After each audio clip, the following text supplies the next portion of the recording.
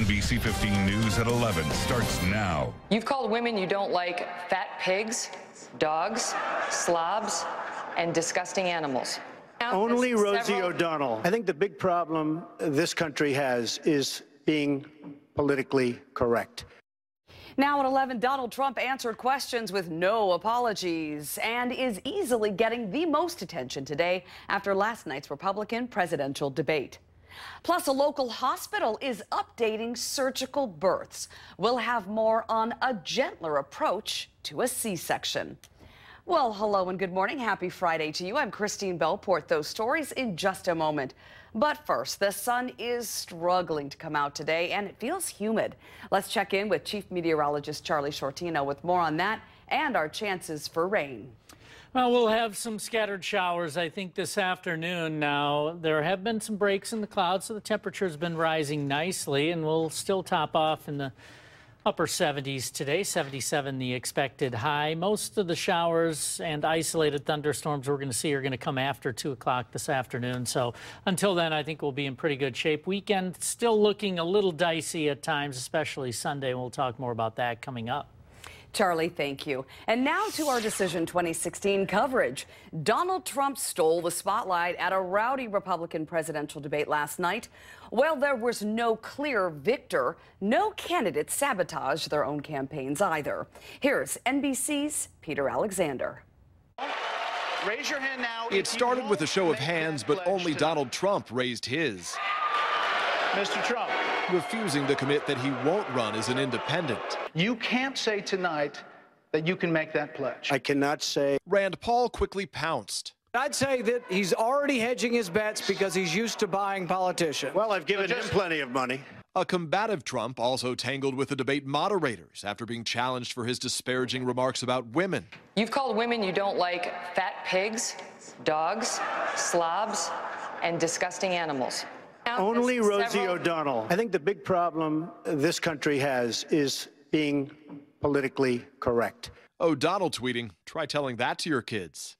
Jeb Bush dismissed Trump as a divisive figure. We're going to win when we unite people with a hopeful, optimistic message. Ohio Governor John Kasich declined to attack the frontrunner. Donald Trump's hitting a nerve in this country. People are frustrated. They're fed up. He's got his solutions. Some of us have other solutions. Democrat Hillary Clinton was one target the Republicans could all agree on. How is Hillary Clinton going to lecture me about living paycheck to paycheck? I was raised paycheck to paycheck.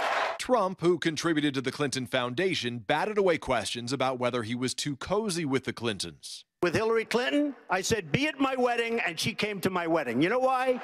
She had no choice because I gave. One of the night's sharpest exchanges, Chris Christie blasting Rand Paul for fighting to put limits on government surveillance. When you're sitting in a subcommittee just blowing hot air about this, you can say things like that. I don't trust President Obama with our records. I know you gave him a big hug, and if you want to give him a big hug again, go right ahead. Senator Paul, you know, the hugs that I remember are the hugs that I gave to the families who lost their people on September 11th. Those are the hugs I remember.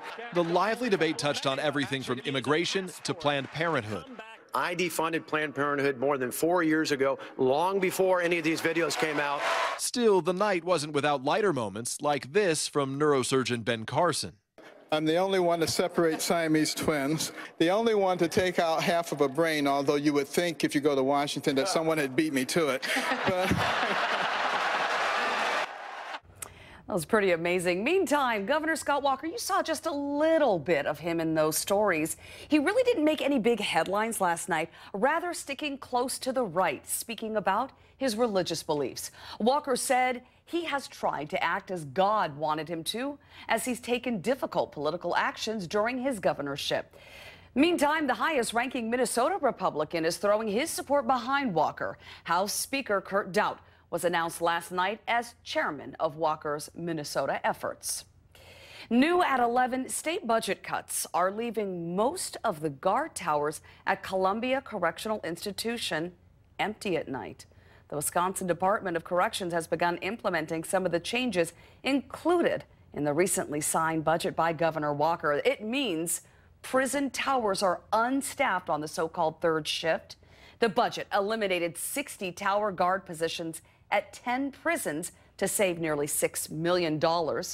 A corrections spokesperson said the towers will be staffed on other shifts, except at night when inmates are secured in their cells. In continuing coverage now, changes are happening at the Beloit Police Department. The chief and deputy chief were put on administrative leave about 2 months ago after a report questioning the department's leadership. Since then, the interim police chief has made some changes. We've tackled a number of issues, I think, that provide officers with a better environment in which to work. We're putting rifles in the front of the squads. We've allowed them to carry tourniquets on their belts, provided them shift overlap so there's always officers on the street. If the police chief position does open up, Zabolski says he is interested in it. A Sparta man is accused of attacking a La Crosse police officer. The officer responded to a call of a person assaulting others earlier this week. When the officer arrived, 22-year-old Jacob Olson jumped on the hood of his squad car and pounded his head into the windshield. When the officer got out, Olson attacked him until he was pepper sprayed. Both were treated at the hospital for injuries. Now the officer has since returned to duty. And now only on NBC 15 News. Meriter Hospital is updating the way it performs surgical births. The traditional C-section is taking on a gentler approach. Lee Mills introduces us to the first woman to experience the change in practice.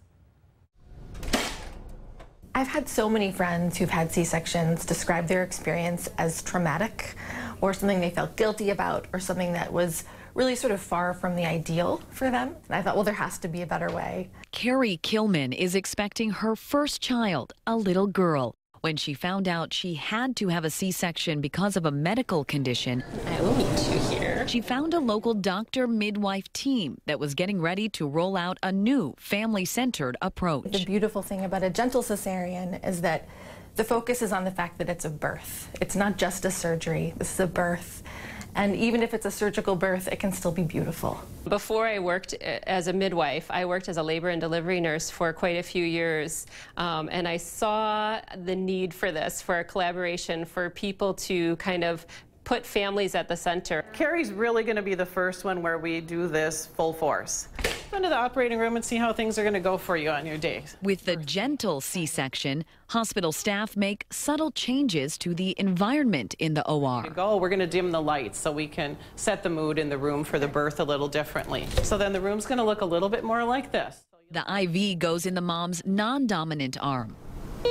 And the tool that measures mom's oxygenation goes on her toe instead of her finger, freeing her hands so baby can go skin to skin right away. Well, as we do have a camera built right into one of our surgical lights. And as you can see, you're sitting at the head of the bed, Joe's there. You'll be able to see the birth of your baby. Everybody was excited about doing it. And Dr. Fred Melia says it's better for the baby to deliver at a slower, gentler pace. The uterus and even the mom's musculature of the stomach wall will help push the baby out. So the baby sort of gently comes out, first the head, then they spit out a little of the fluid, and they whimper or cry a little bit, then a shoulder will come, then another shoulder, and then the arms pop up. And that expands the lungs and says hi to mom and dad. I'm so excited.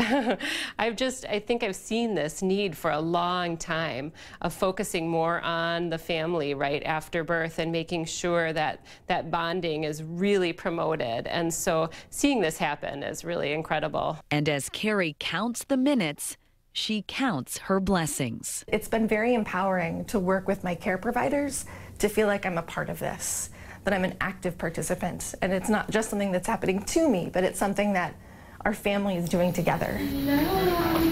On delivery day, little Catherine Rachel made her grand entrance, a new start for their family, and the first in a new way of bringing babies into the world.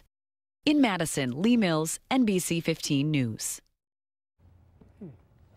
Well, baby Catherine was born July 17th, and mom and baby are doing well. Meriter is adopting the gentle C-section hospital-wide for all low-risk cesarean patients. If you would like to learn more about the midwife-doctor team between Physicians for Women and the Madison Midwives, we've put their information on our news links at NBC15.com. Well, we have a traffic alert you need to know about this weekend. Starting tonight, Verona Road and Midvale Boulevard will be closed nightly at the Beltline interchange. Crews will be setting up girders for the new eastbound Beltline bridge over Verona Road. Closures tonight and tomorrow, Saturday night, will go from 10 p.m. to 9 a.m. the next morning. Now, Sunday night's closure starts at 6 p.m. to 5 a.m. Monday morning. If you're thinking about adding a cat to your family, do it today or tomorrow. 3 area humane societies are waiving adoption fees for adult cats. Now, I have only ever adopted adult cats, and they're much easier than kittens. Trust me. Dane County Humane Society, Friends of Ferals, and the Humane Society of Southern Wisconsin are all participating. Also, if you do want a kitten, the adoption fee is just $20. Catapalooza runs through tomorrow. For a list of locations, head to NBC15.com and click on News Links. Packers fans will be at Lambeau Field tomorrow night. The team will be holding its annual family night. It'll feature a full practice and a fireworks show at the end of the evening. There will also be several events throughout the day outside the stadium. Practice, by the way, kicks off at 5:30 p.m.